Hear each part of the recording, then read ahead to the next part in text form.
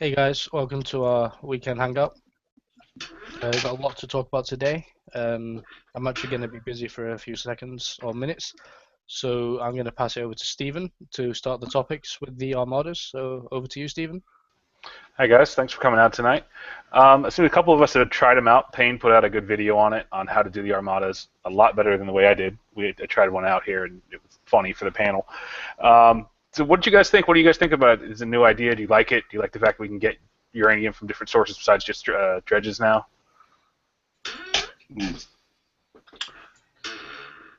Well, they aren't they going to replace the dredges eventually? Anybody got any info on that? I haven't read up on them in the forums yet. That I don't know of either. Well, what do you guys think about payouts? Let's go ahead and start there. Payne was saying that he hit a couple. He was using irradiated and got around 50. Let's say the payouts like high 20s, or excuse me, mid 20s, low 20s. What do you guys think? Do you guys think it's fair? Do you think it's worthwhile for the amount of damage you can get? It's pretty good. Yeah, I think so. Yeah. It's basically nearly 3 times the amount of a normal one. Yeah. You about to say something, Burning? Yeah, I tried with 3 different fleets. With the Crusaders, I got 1 hour repair for 28k. The Fusion Cruisers, I got 10 hours repair for them because they seem to have high reactive defense. Mm-hmm. And I also tried the Harrier missiles on V2Hs, and I got 58 minutes repair on them. So they are quite easy to get uranium from. You can outrange their thermals. A very skillful driver. I couldn't do it because it's literally right on the edge, but you can take out all the ships without getting touched if you're a very skillful driver. But you know, I mean, an hour's repair for doing one of these without your cutthroat on, I think is very decent.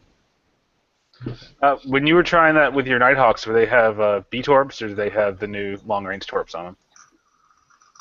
They have the B-tops on. I've got a picture of where is it?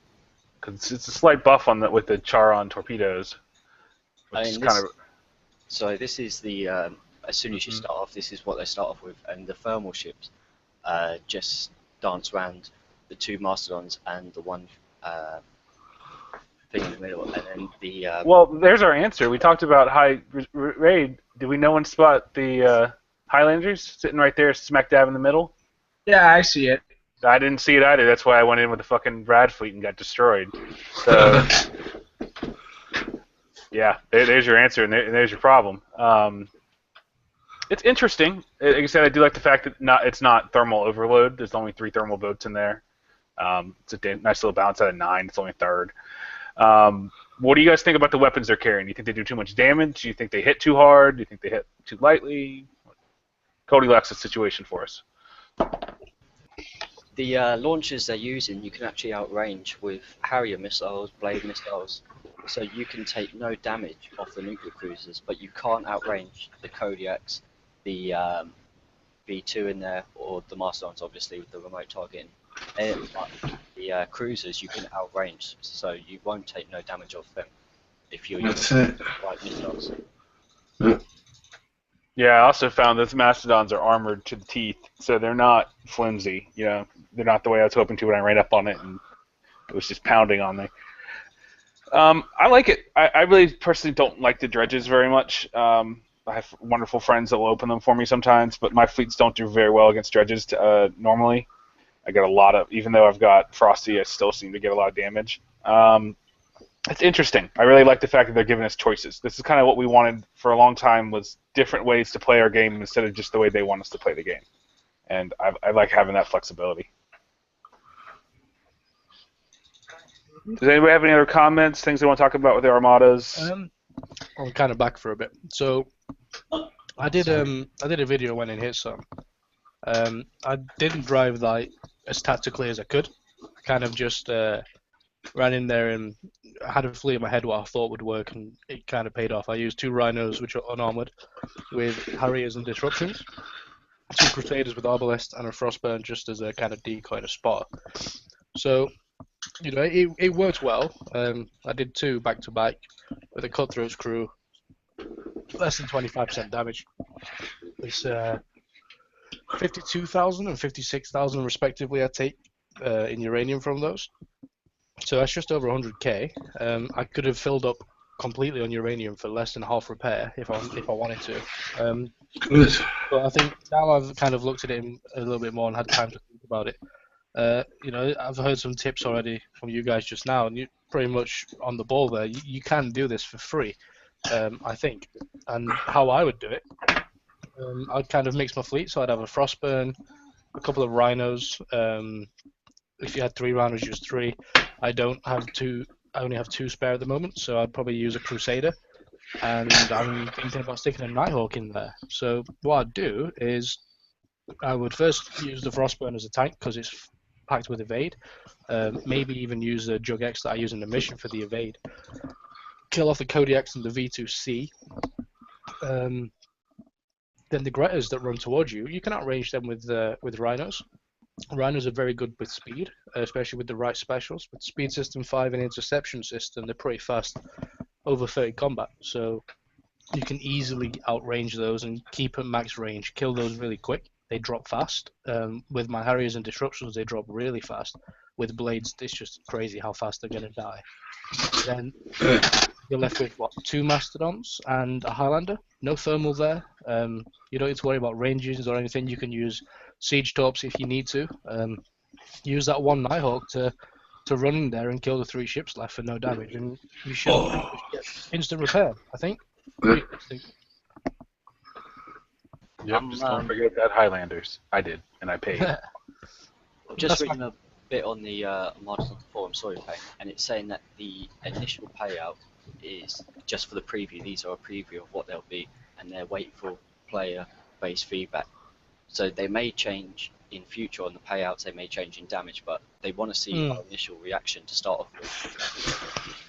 They also had limited components in them as well, which after player feedback on the forums again, they've said that they've removed completely, because I've seen a few people in my sector asking where the components, but they have removed them from the Armadas. I don't get that.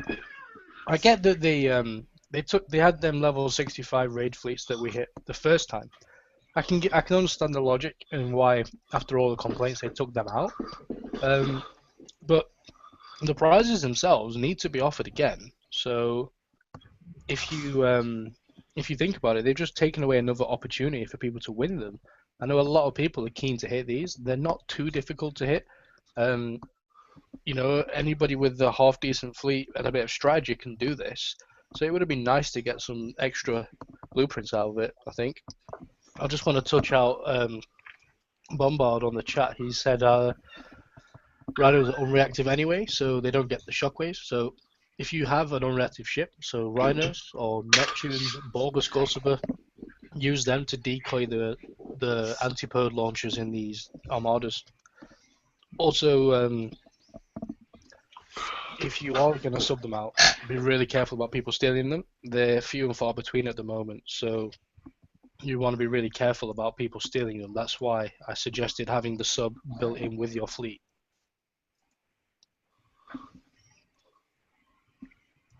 Anybody got anything else they want to add to the armadas? I just think Go ahead, go for it. I just think they're good. I did one with my I've forgotten the name of it now, but is it a 70? They got a sub in it. One of them's got a sub in it. Yes, the 70 has a Nighthawk. Yeah, I just cruised through with my basic fleet, and it just did it well. And like you say, the missiles outranged the last 2 when you could sit off and just kill them for nothing. It was very good, quite enjoyable. Yeah, it's a good source of uranium as well. I think. I think I got 38k for a 70. They seem to be paying out between 25,000 28,000. So you're looking at 28k then. 50 to 56,000 with the irradiate cutthroats, which also helps with the defense from the launchers. But we're saying about player feedback, and they obviously want our feedback. So take to the forums and give your feedback. Tell them what you think of these targets. I think they're honestly reasonably made targets. They're not going to be easy for everybody. So what would be really great is if they didn't outright replace them with the dredges, because I know a lot of people who have been making dredge fleets over the last few months who don't coin. Those fleets are going to be, almost wasted. I wouldn't say wasted completely, but they built them for dredges. They need to make refits for these armadas. So it would be nice if they kept both the armadas and the dredge fleets, I think.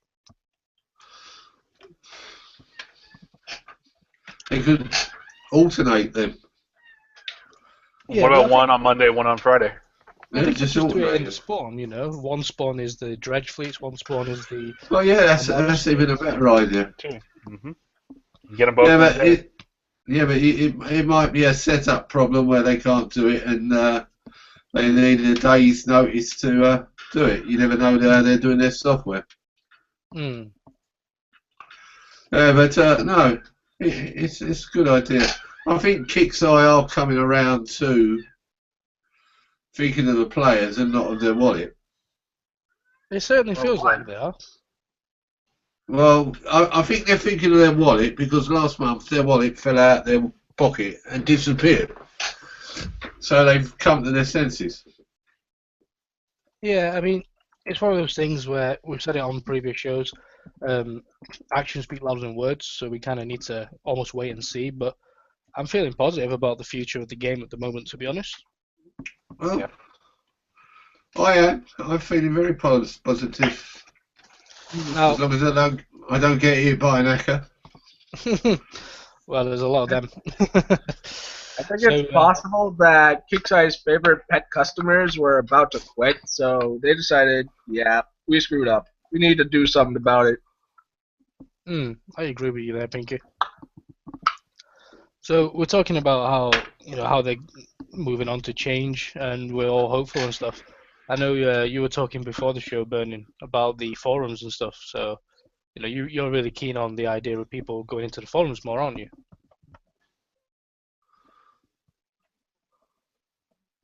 Sorry, forgot to No. unmute my mic there. My bad. Yeah, I mean, I've literally got about 10 to 15 tabs open with different things on the forums right now where people are discussing those things. And, the Kickstarter are starting to listen to the players a lot more. Right now I've got the strategy open, the general discussion, especially at the minute I've got the one from the Armadas open, the discussion on that from the players and what they're saying. Mainly in the strategy one though, there is a lot of great tips on how to do things, how to set your base up, how to hit these armadas, how to prepare for the raid, the different corrosive, what the corrosive damage does is pinned up there by Doom Rooster, the DPS and deflections, and it's stuff that you can go back to if you ever just want a refresher on something someone said and you just want to, get the full information about it so you understand things fully. There's a lot of great players out there that post things on the forums. I know there's a lot of trolls on there and a load of crap that you've got to weed through sometimes, but there is still quite a lot of useful information on there that you guys can use to improve on every aspect of the game that you do. But the forums are really heavily monitored, by the forum mods. So in that respect, the trolling is kind of kept to a minimum. Unlike some Facebook pages where, you can kind of make a post and within 5 minutes it's full of, one or two guys having 100 comments between them. Spiky pictures. Yeah, there's not a lot of trolls. that on the forums. It's not a meme war on every post. So the mods do a good job of keeping that down. Some people say that they're too much like North Korea, and they censor too much. I'll leave that down to personal opinion. But with regards to trolling and stuff, they try to keep the forums clean and useful. So I noticed that you're talking about the strategy section there. How many of you actually have ever looked through the strategy section? I know most people they look at the general discussion, they open the link shared on Facebook to read the updates and stuff. But does anybody look through the strategy section? I have a strategy section? Now and then I do. I just skim through it to see if there's anything I like. Well, I'll be honest. I haven't been one to look through there myself, to be honest. what I do is I just use our Facebook page to kind of give away the tips and tricks and stuff. But my post on the mission was moved to strategy or the mods, so naturally I was kind of put to it. And like Burning said, they have corrosive damage there. They have a lot about the DPS and deflection, so it's really good information. The DPS and deflection stats. Have you looked through those yet and had a read of those? Seen how they work? Briefly. Well, What? it's about the assault and siege DPS and assault and siege deflection on some of the newer hulls. Hmm. I think it's on the Neptune at the moment. I'm not sure if it's on any others. I'm pretty sure the Neptune currently has the siege damage and deflection stuff, while the Hunters have the assault deflection. And the new sub too. That's gonna have the assault DPS boost. Yeah. So we've kind of been trying to think of a way to figure out what this is, and Professor's had a good look into it, and it's one of those things where if he doesn't understand it, the general community is pretty fucked. So Doomrus put an explanation down. He said the assault and siege DPS is divided up between every weapon slot on the ship. So this bonus adds damage to the weapon according to the DPS based on the reload speed of the weapon. So for an example, a ship with 2000 assault DPS and 10 weapon slots will get 200 assault DPS per weapon. So a single weapon that fires every second will gain 200 extra damage per shot. So that's I don't know, it's pretty considerable really, isn't it? That extra 2 damage isn't a massive amount, but it's almost free damage. So one thing you want to do is make sure that you have all of your weapon slots filled. If you're using a ship like a Neptune, you're not taking full advantage if you have empty weapon slots. So stick a weapon on there, even a little impact cannon. A little oomph, so to speak. Yeah, well, it's the same with evade and armors. If you have empty armor slots, then you're wasting them. Even if you just put a D1M, anything is better than nothing. You don't want to have empty slots. And it's generally good information to know because Kickstarter have a sort of thing where if something new comes out, it tends to go on most of the new hulls coming out. So you're going to see a lot of this new deflection and assault coming on the new ships most probably. If it's a stat that they want to post so we know about it, and it's only been on 2 to 3 hulls, you're going to see it coming out more and more. So if you're one with the number crunching to see how much DPS you're getting, then you definitely need to know this to make sure you're getting the most out of your ships when attacking or defending. Yeah, I agree. I just want to say I've talked about this with Professor. He's not on the show today. I know a lot of people value his opinion on all this kind of stuff. I'm just trying to find his comments so I can kind of quote him correctly. So he says he posted up a follow-up question on the post. Is rank taken into account with this DPS stats? Because if it's 100 DPS after rank, then the benefit of a Neptune with blades is minuscule. He says it's about 2.5% when legendary rank. And if the DPS is pre-rank, then it will scale to 4,800 DPS, which is about 10% difference. So, it's still kind of small, he says, but, it makes more of a difference if we're using smaller missiles. So it's equivalent to a 50% DPS boost if you're using Strike Bs, for example, which is good for the guys who don't have the newer weapons, I suppose. But, any bonus is still a good bonus. You could look at it from that point of view. Mm-hmm. So I thought I'd throw his point of view out there, seeing as he's not here to do that. So, I heard Pinky say something about the new sub, so we could probably discuss that for a bit. Have you all looked at the new sub that's coming out on the forums? I've looked. I'd be interested to see if that's going to be the final thing, because not to sound negative, but we do know sometimes the initial, when the information comes out pre bringing it out, sometimes the stats change. Hmm. See, it's always subject to change, but I said it on the show the other day, on the weekday show on Wednesday, that at least they're giving you information. So as much as the information might change, the bulk of it's going to be the same. So you know now it's going to be a sub. You know that there's going to be a new top. You can only assume that they're going to be better than what we've got, but at least you've kind of got something to look at. They've given you some kind of stats, so you know that it's going to be um, a 60-second submerge. That might change, but it's really unlikely that it's going to change to Banshee level. So you know that it's going to be around similar to Nighthawk with regards to submersion. So, in that respect, you've kind of got a good view of the ships already, what are coming out. But that's where I think it'll also depend on what you've got, or too. If you've got the Nighthawk already, do you really need it? I don't know. You tell me. Do you think you need it? Would you say Well, that it's something you need? well, I mean, subs don't work in the big raid at the moment.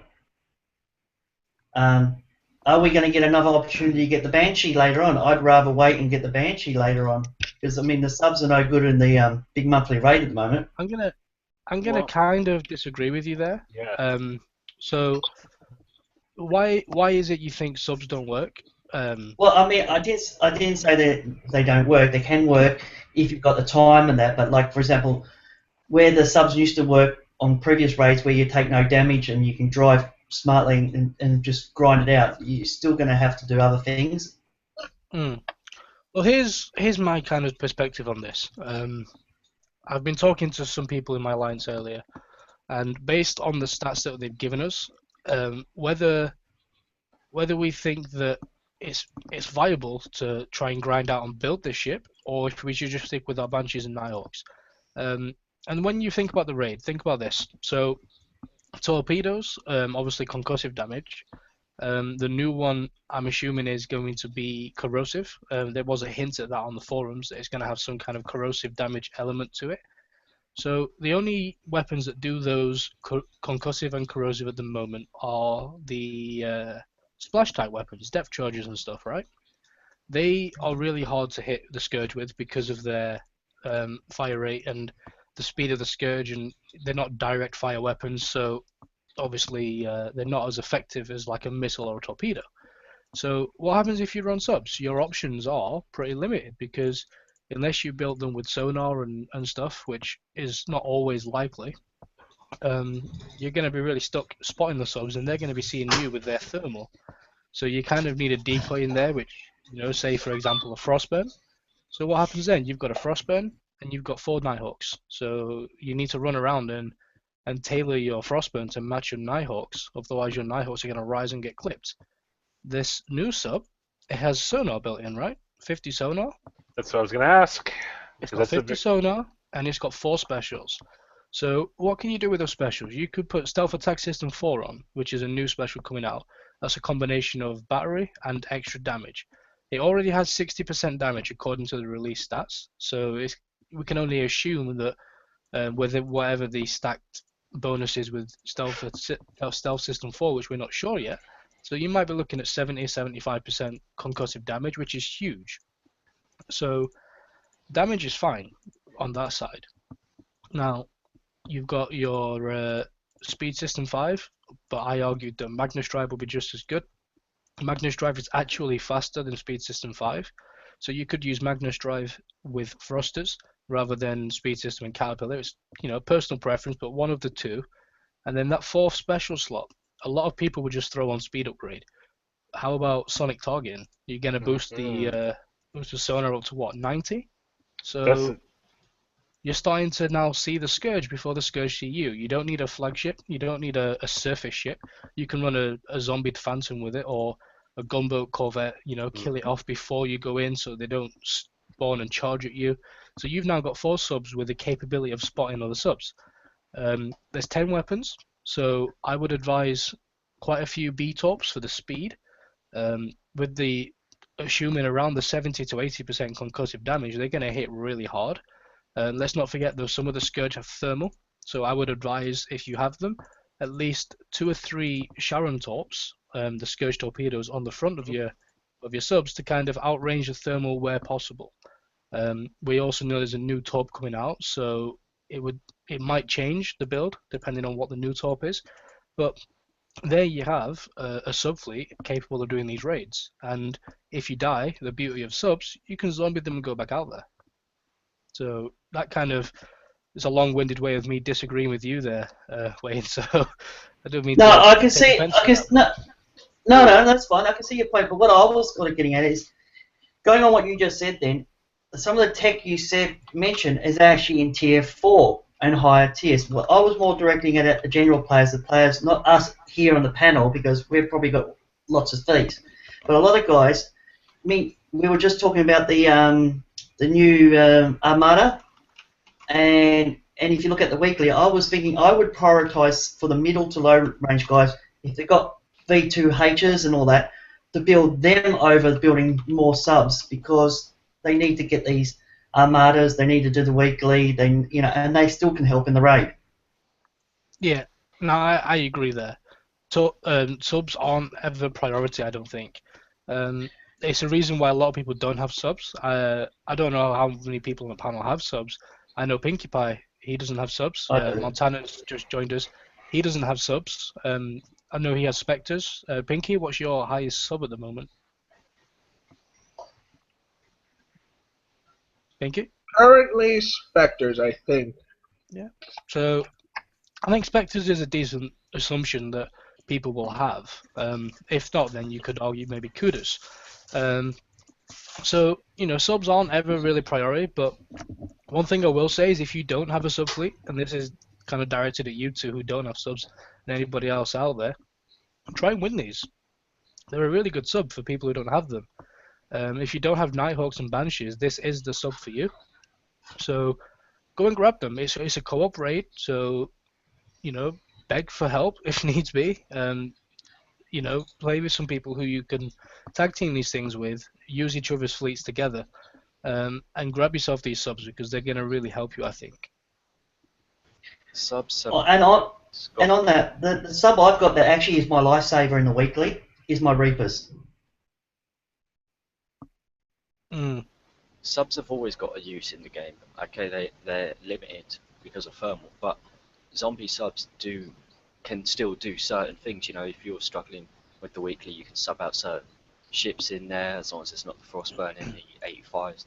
So you can, they're grinding fleet on the mini raids. I mean, even on the raid coming up, it seems like subs may have a possibility to be used as well. So you will be able to grind for free if you've got the time. They're a grinding fleet.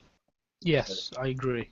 And not just for zombieing and using in raids, but I think subs are really it's one of them fleets where they've been continuously useful. So let's take into consideration different types of fleet. So you've got your missiles and your morts and stuff.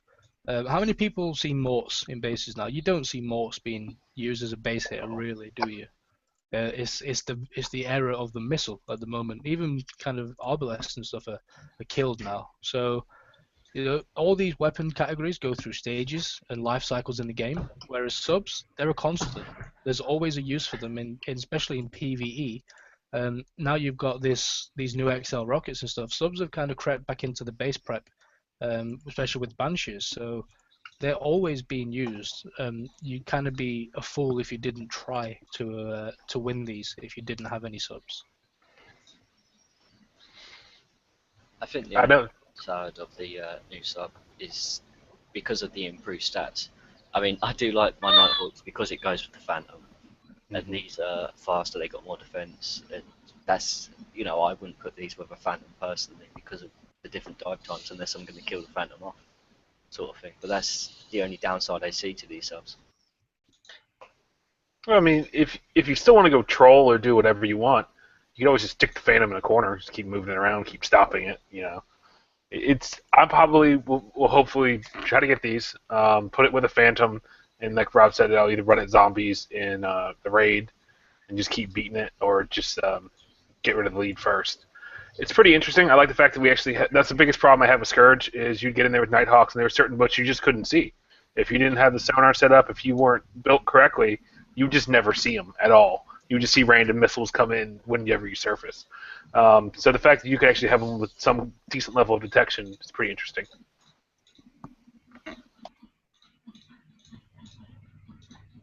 I was just sending a link out to somebody to join. That's fine.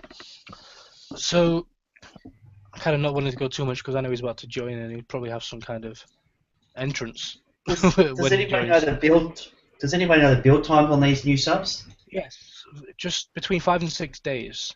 It's been posted. I think it was 5 days, and I don't know. It's between 5 and 6. I can't remember the exact Yep. time. I'll have a look in the background. So you're looking at 20 to 24 days. Well, Well, Charons alone are 2 days apiece. I've got It's it here. a day and a half for the Sharon. I mean, let's not forget subs.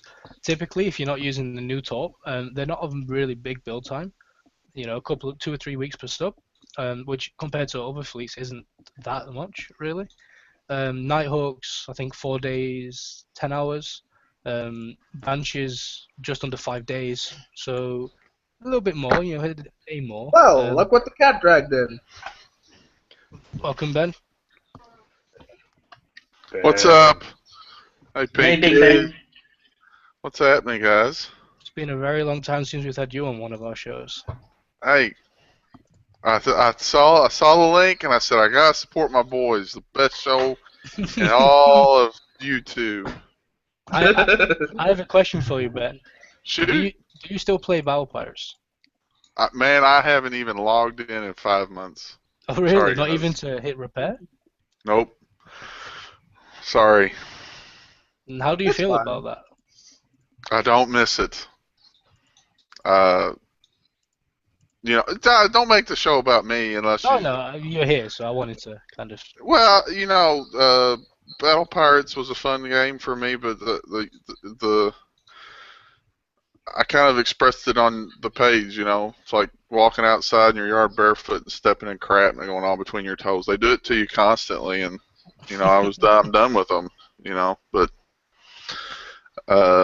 seems like it might be good for the people who are stringing it along, you know. It's gotten better since you left, but it shows greatly that you play what you like and play it until you stop enjoying it. If the fun is gone, then it's time to move on, and there's nothing bad with it. I'm glad you have it. You seem like you have lots of fun with the other game that we all played. We're not going to say, but yeah, it's great. I'm glad you stopped in and said hello. One thing I will say, Ben. Obviously, we all know Battle Pirates is an expensive game, so I'm assuming you're saving yourself a lot of cash there. It doesn't seem like you can afford your electricity bill. You look pretty dog there. Hold on. Is that better? Yeah, that's a lot better. Much better. Yeah. Well, I Kind of figured a man in the shadows for a little bit. the other game that I play at the most costs $25 a month. So I don't know. And Star Wars is coming out, so I'm gonna start playing that too. It is, and there's actually a beta on now for those who are Yeah. interested. Open beta on all consoles and PC. But Play I in will say, 30%. kind of bringing it back onto Battle Pirates though, off the back of what Ben's done, because obviously Ben's a player who's left us. He's left the game, not just us, and for his own reasons and not enjoying the game, not enjoying the cost. But you know, how do you lot feel who are still playing? Because we've mentioned already that they're making changes. Have you seen any of the changes they've made, Ben, in the last few weeks or so, or do you not keep up to date with this? No, you know, actually, I watched a little bit of the other show. I don't know, the BV show when Doom was on, and you know, and he put forth a lot of promises and said they were going to change the game, and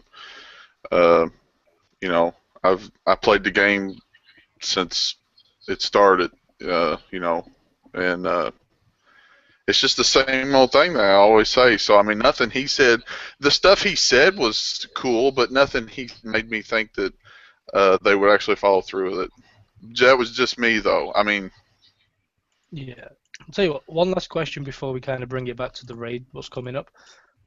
What, if anything, would it take for you to come back to start playing again? 0 repair and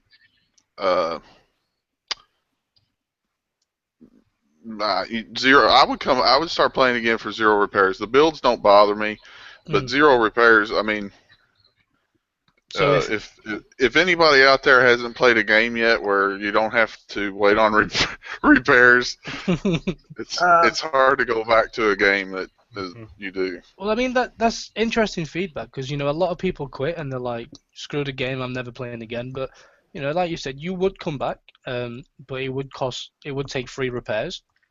You said you're not bothered about build times, so that's at least a start. They're trying to reduce build times actually. A lot of components and stuff are a lot less now than they have been in maybe the last 6 months or so. I mean, Shipyard 3's cool, but build time has never bothered me because to me build time slows down battle pirates in a game that they're constantly want to speeding it up with new content and stuff. Mm-hmm. But just repair time so that you could, if I were to sit down and log in today, I could play for 40 minutes and have a week's worth of repairs to do. Yeah. And there's games now that you just log in, you waste your ship or whatever you're playing, and then it docks and it's fully repaired. That's for me what it would take. Yeah, this game, not bailing on Battle Pirates, but it has one of the heaviest penalties for making mistakes that I've ever seen in any video game. I've never seen it be so costly in your time, your available choices, or flat out your wallet. And I understand, why you chose to separate yourself and why some people do. I'm not railing on the game. Just making a point. I'll tell you what, though, if they do what Ben suggested, at least take out the the repair times. Just think about how busy this game's going to be. I'm going to bring it back. Everybody knows about the glitch repair. It's not exactly something that's well hidden. A lot of people used it, and arguably a lot of people say, with their tinfoil hats on, that that's what killed the game when they stopped that, because everybody and their dog seemed to be using it. So think about how active it was. How many times did you get hit with that on? We don't have to ask who used it, who didn't, but if you did, how many times were you hitting bases? I used a it. lot more. And people were full of activity. And one thing, I'm not condoning glitching in any way, and I'm certainly not saying they should try and allow people to do that, because they shouldn't, and they were right to stop it. But if they took away repairs completely, right? Think about how more receptive you are to spend in the fact where you might want to speed up something because you're going to get maximum use out of it. If you want to coin a fleet now, you have to wait and wait and wait for the build. You have to wait for the repairs. You have to wait for the refits. So if they take away one element of that, then you can know that while you're spending, you're getting something out of it at the end of it. Can I add to that, Rob? Yeah. Payne, sorry. Like a prime example is, a couple of raids ago, we had that big boat. I can't remember what it was. That you had to open up in the sector bar. You had to open up to release the certain target, and one of the target prizes was that big ass boat, whatever it was. Hellstar, was it? Was it a Hellstar? The one that's got like lots of weapons, but lots of repair time if you get damage. Yes. The only reason I didn't. That's the Hellstar. Yes. Okay. The only reason I didn't try it for it is because I think I'm not going to build it because I'm not going to build something that's going to give me that much repair time. Now, if they had done what Ben said and then the repair time was way less, I actually might have coined it a little bit to try and get it because then it would have been worth me getting. Yeah. Okay. I have a Hellstar and I had it in my base as a guard, and it stopped people getting in for quite a while until the XL daisies come out. Completely dead, it's 3 days. 3 days, 12 hours, sorry. And when the XLs came out, people trolled the hell out of it. So it was just like sitting in my dock dead all the time. Because of the repair time on it, if I go hit a base, it's still, with the Apox raining down on it, or, taking damage from enforcers and stuff, it's still a heavy repair, even not fully dead. So repair times, I don't feel that they should get rid of them completely, because you'll get a lot of troll players out there and abuse that to annoy the hell out of other people. I'll daisy you. Exactly. I just want to say, before Ben goes, I see Ben's talked on the chat. He's getting off. Thanks for coming on, Ben. It's good to have you back and catch up and hear your thoughts on the game as an ex-player. Love you guys, always. And by the way, Ben, there's a game that you don't actually have to pay for any repairs on Facebook. And you don't have to wait for him, too. Oh, well. Has it got something to do with little pink ponies? No, absolutely not. It's actually a game about machines, about mechs fighting each other. Okay, well, I'll leave you to send him a PM there, Pinky. All right. But getting back to Battle Pirates See stuff. you guys. So, see you later, Ben. So Later. we know now that there's a sub coming out, and as far as I'm aware, it's a regular blueprint, whereas you win the blueprint once, and you can build it as many times as you like. So a regular ship. There's also going to be a deep dive sub called the Ghost Crawler. Have you heard about this one yet? No. No. No. So I'll tell you what I can about that. So there's not an awful lot of information about it yet. It's still a work in production, but it will have a 150% deep dive combat speed bonus. So for an amount of time when the sub is in deep dive, it will not be seen by sonar or thermal. You cannot physically be attacked under any circumstance while you're in deep dive mode. However, to counterbalance that, you cannot attack anything while you're in deep dive yourself. So it's almost like a cooling off period for you to kind of run away to a different location. It's a movement thing.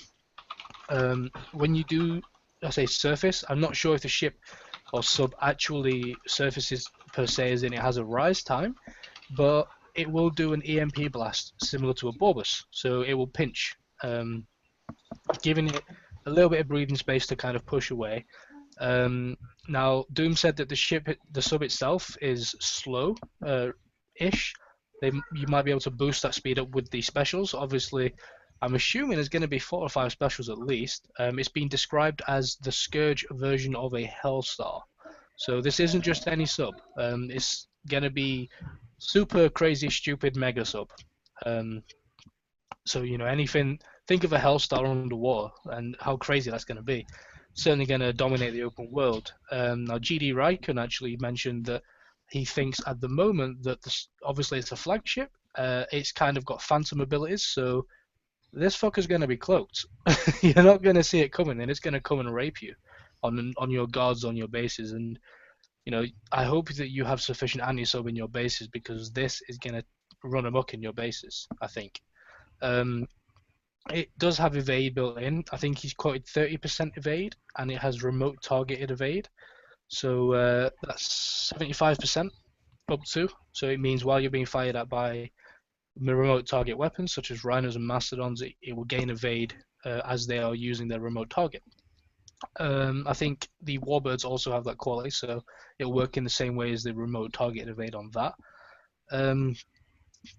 It is going to be in the Scourge Vanguards. The Vanguards which we don't have a sector bar for. They will be spawning 9 AM on Saturday and again on the Sunday, so you have 2 opportunities to hit those. When you do, it's the Hellstar as a prize, I believe. The 72-hour ship build token is a prize.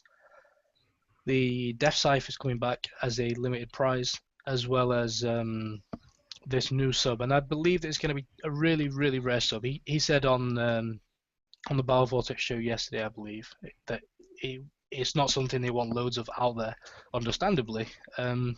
So it's going to be something small. But the good news is about the Scourge Vanguards is we are going to see a prize on for every participant, I think. I'm not sure if everyone who participates gets the prize or if just one person gets something out of it. But it's a 1 hour ship build token. So not great, but at least you get something, right? So I'm going to throw it over to you guys. I've seen some of the information on this sub. You lot are hearing about it for the first time. What do you think about it? Sounds scary. It does. If it's built right, it's going to be deadly. I reckon almost unstoppable. I mean, did you say flagship only? Did I hear you say that? I believe so. Wouldn't quote me on that, but I believe so. I mean, it's certainly not going to be something you get multiple of. It's going to be a limited. So you're only going to get the one, but I think one is all you need. Like they said, compare it to a Hellstar. So it will be flagship. you wouldn't see 2 Hellstars in a fleet like you wouldn't see 2. No. It's called Highlanders. Ghost Crawler. Yeah, well, it's the Ghost Crawler is the name of this. So Ghost Crawler kind of suggests itself. It's going to be invisible, stealthy with a deep dive for the Ghost Crawler, showing it's a bit slow, but a Hellstar's not exactly lightning speed, is it? And built right, the Hellstar is nearly unstoppable. So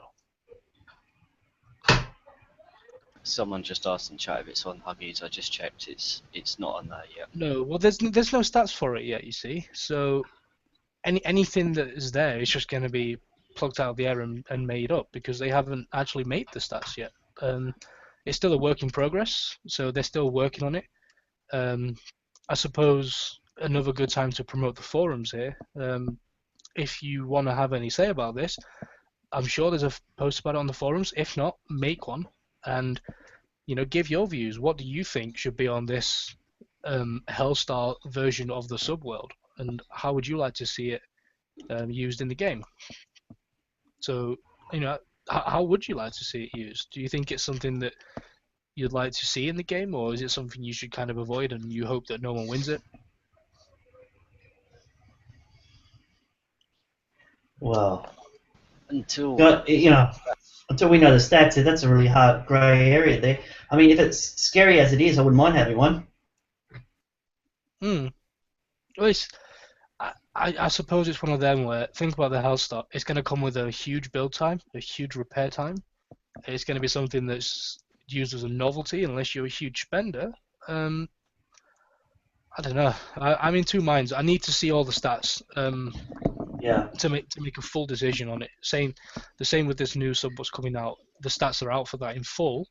However, they're subject to change. I think this new sub is crazy. Just from the deep dive, we're in effect we're having our own version of the Kraken. A lot of us joked about it when it came out. I know we probably did on here and elsewhere in the game. People joked about, God, imagine if we got a Kraken.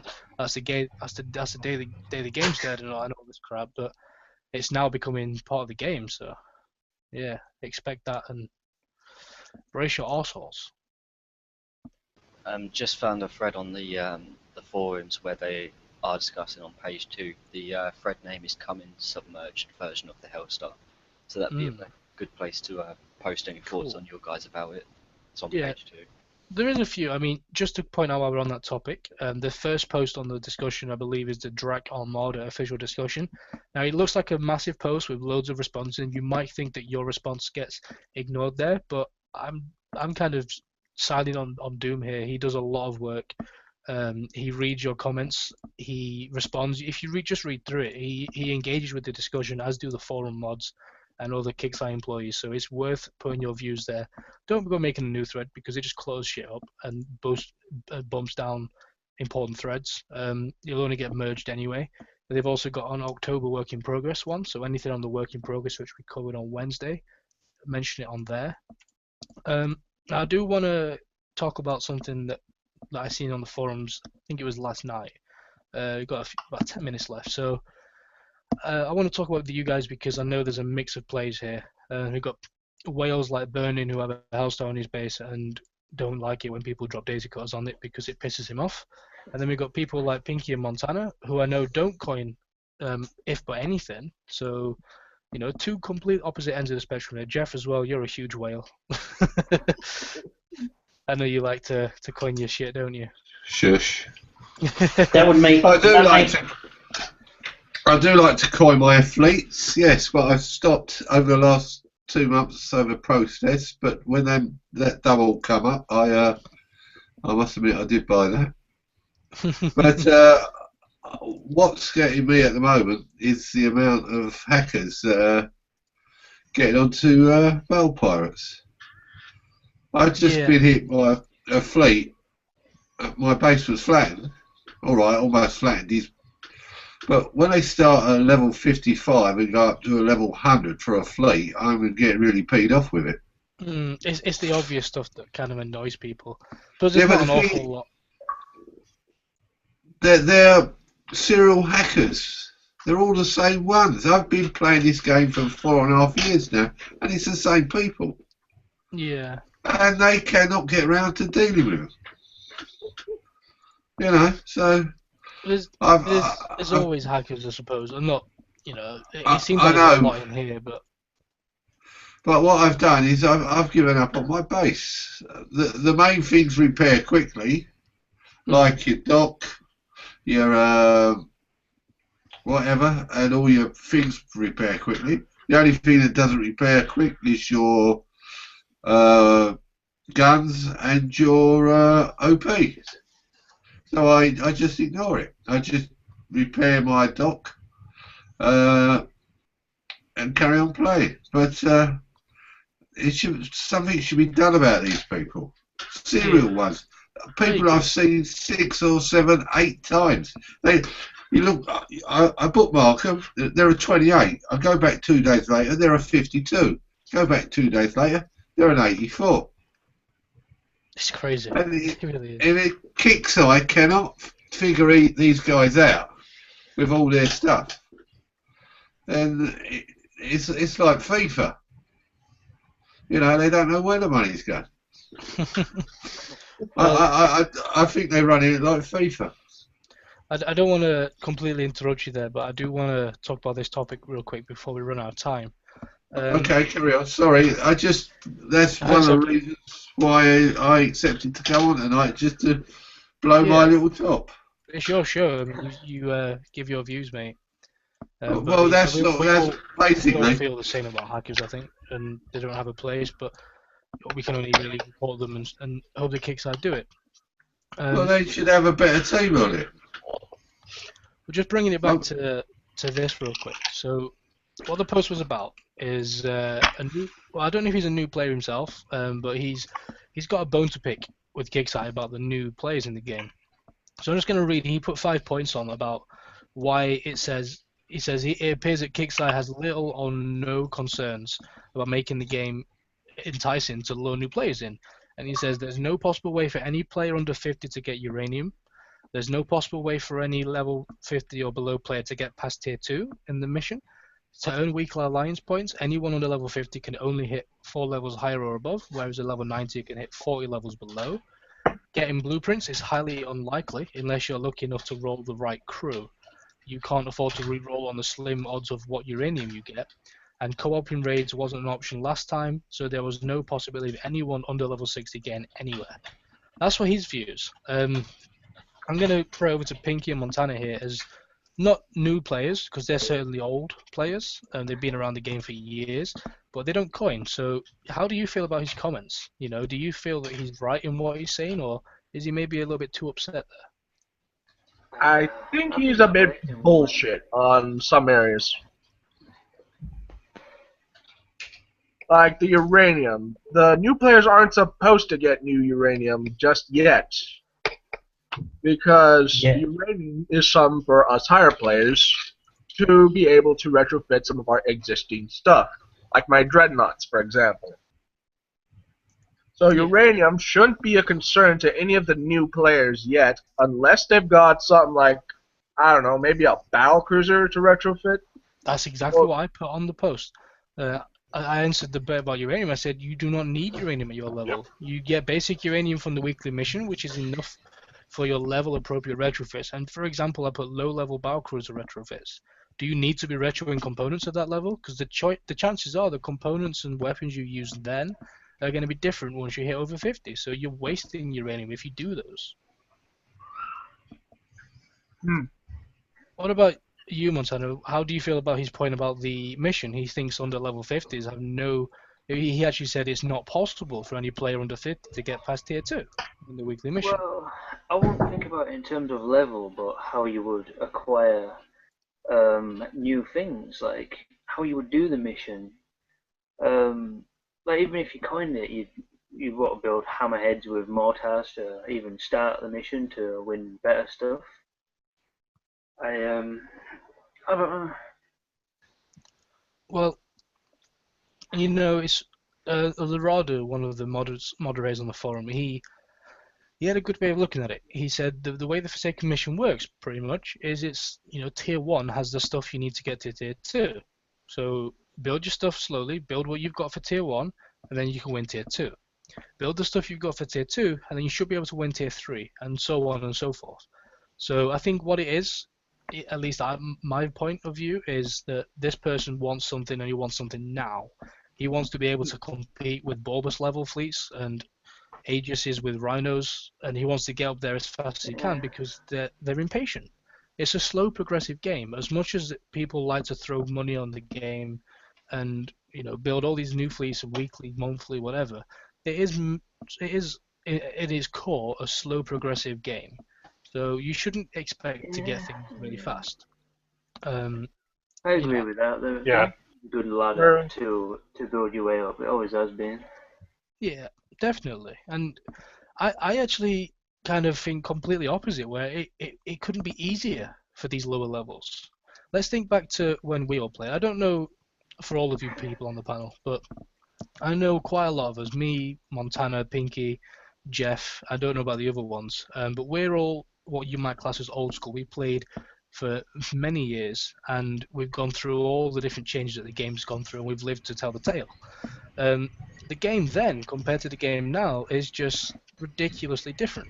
So we had to grind our way through all the researches, which took a long time to research.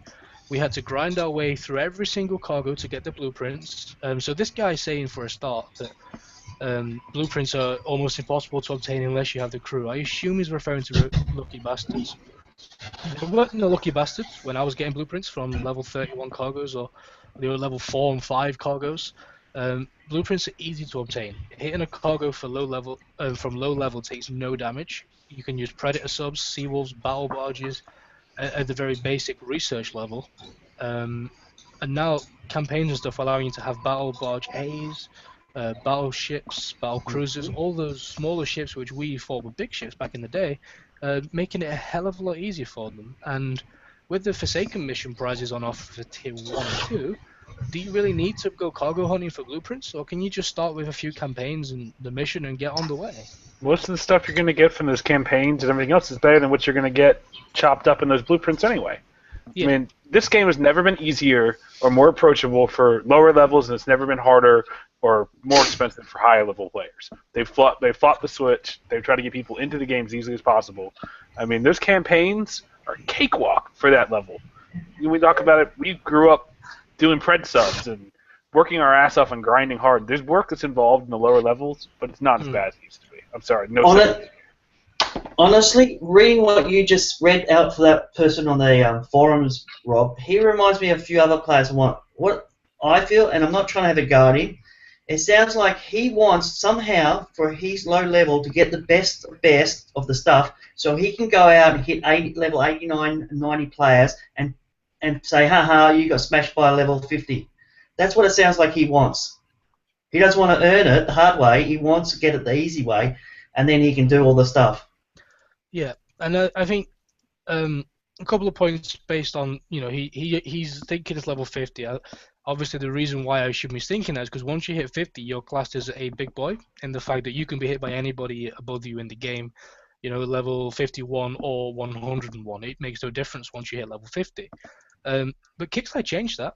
It was once level 40, so, they've bumped it up for you and given you a little bit more flexibility there, a little bit more growth, room to grow, without interference from the whales, so to speak, or the experienced players. Also, is level really important? Because I know level 50s who can probably take my base, and I know level 100s who could barely get 25%. It's based on your tech, very much probably based on your spending ability, I would say. But it's not a level-based game anymore. It's a tech-based game. So that's one thing that I'm hoping that they change with the raids. We have these campaigns, and the campaigns are all level appropriate. I don't think that's really fair in today's game. There's people who get given a strike or a recon who are capable of doing a siege and an elite. There's people who get the siege campaigns, level 60 plus, who could barely manage a strike. So I think it should be how it used to be with open map targets where you can choose different levels depending on your ability. Because levels in the game now mean nothing. I totally agree with that because, I know players who have leveled up fairly reasonably fast, mainly because they got their sea wolves or battle cruisers, just the lower level fleets, and they're out there ranking them as much as a problem. The problem is why they're ranking them.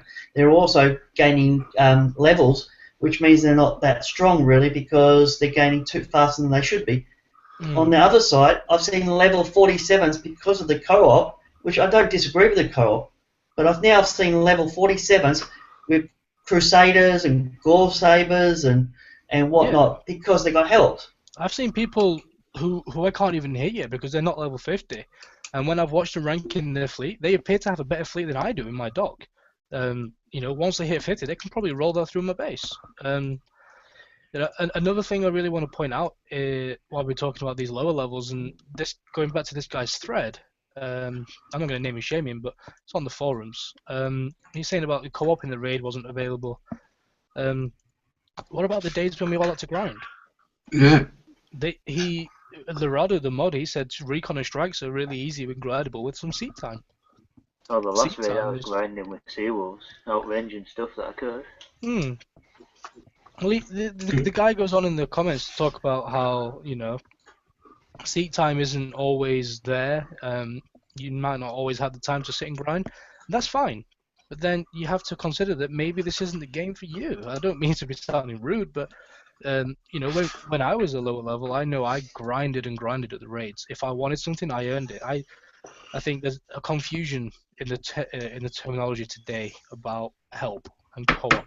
Co-op for me should be a fun experience between a group of friends or alliance or something where they can share each other's skills and abilities and work well and effectively as a team and as friends.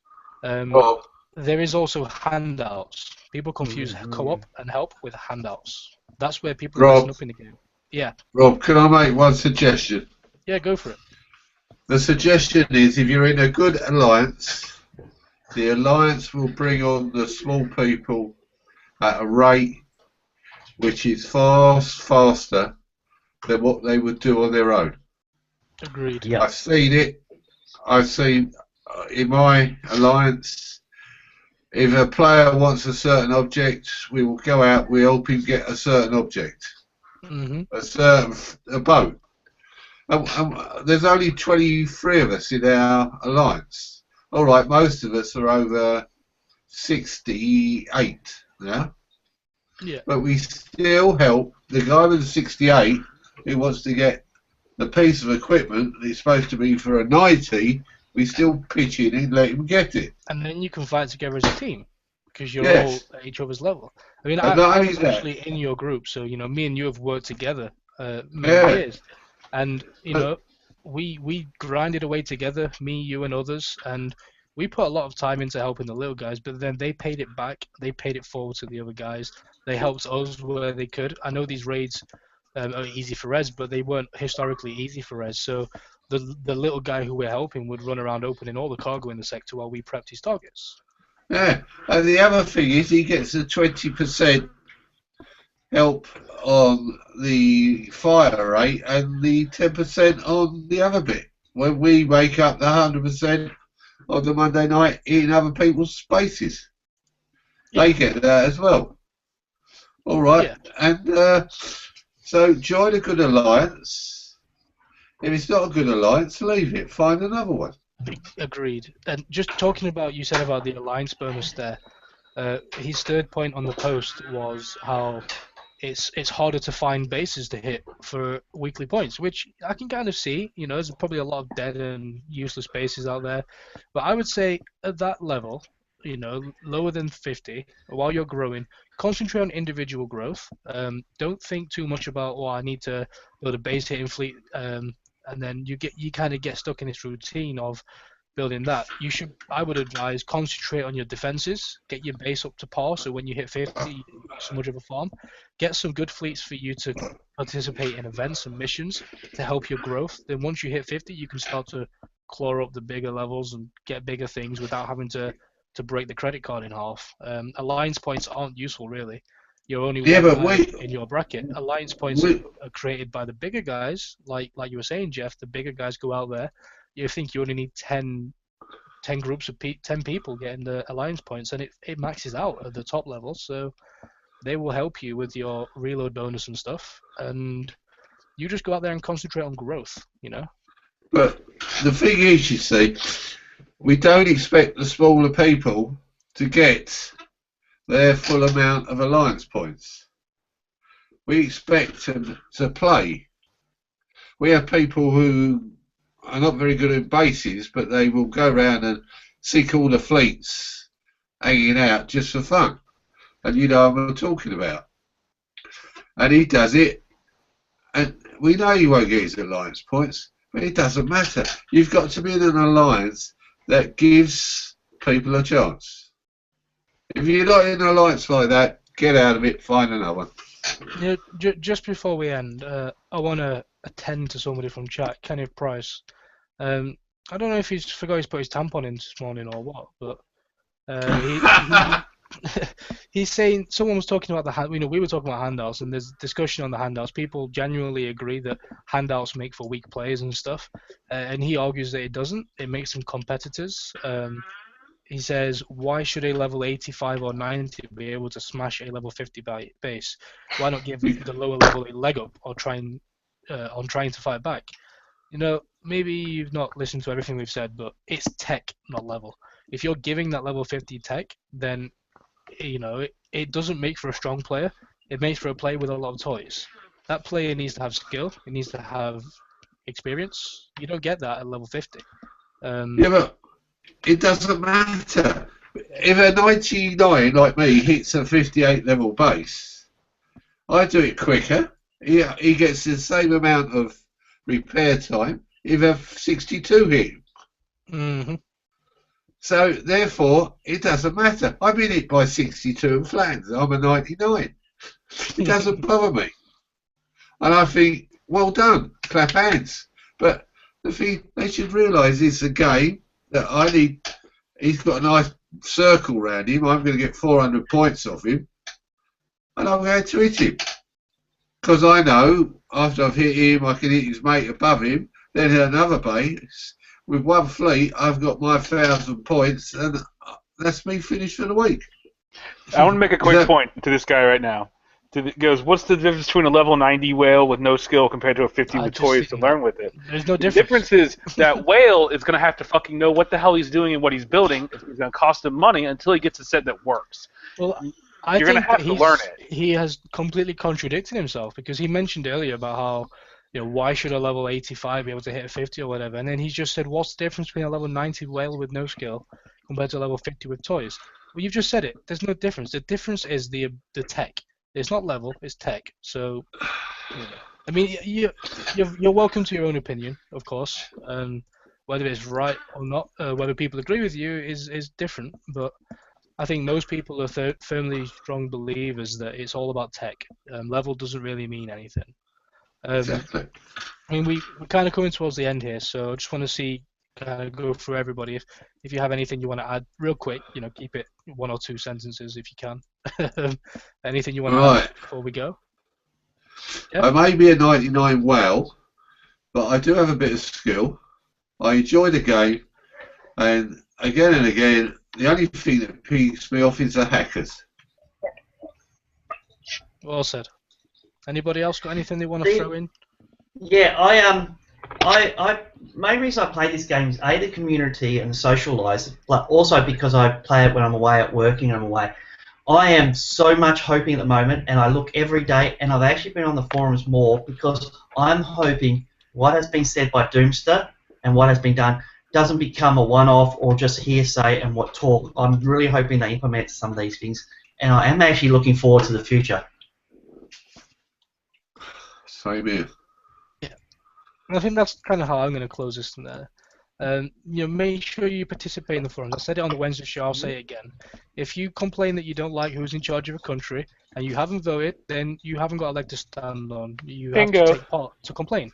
So if you want to be able to have the right to complain, at least have the decency and the commitment to try and do something about what you don't like. You know, say something about it on the forums, make a post. If they listen to you or not is a different story. Time will tell. But you can't complain if you don't try. So take to the forums, say your piece. So I want to thank everyone for coming out. for our guests. I know Ben's still here on the chat. He's kind of being cheerleader. He's really keen on you today, Jeff. So yeah, thanks Ben for kind of coming back and showing your support. And remember, we're back on Wednesday for our show, which will be just before the raid. So hopefully we'll have some more information on the Ghost Crawler. And we'll see you on Wednesday. Thanks for coming out. Bye, guys. Fresh. Yeah.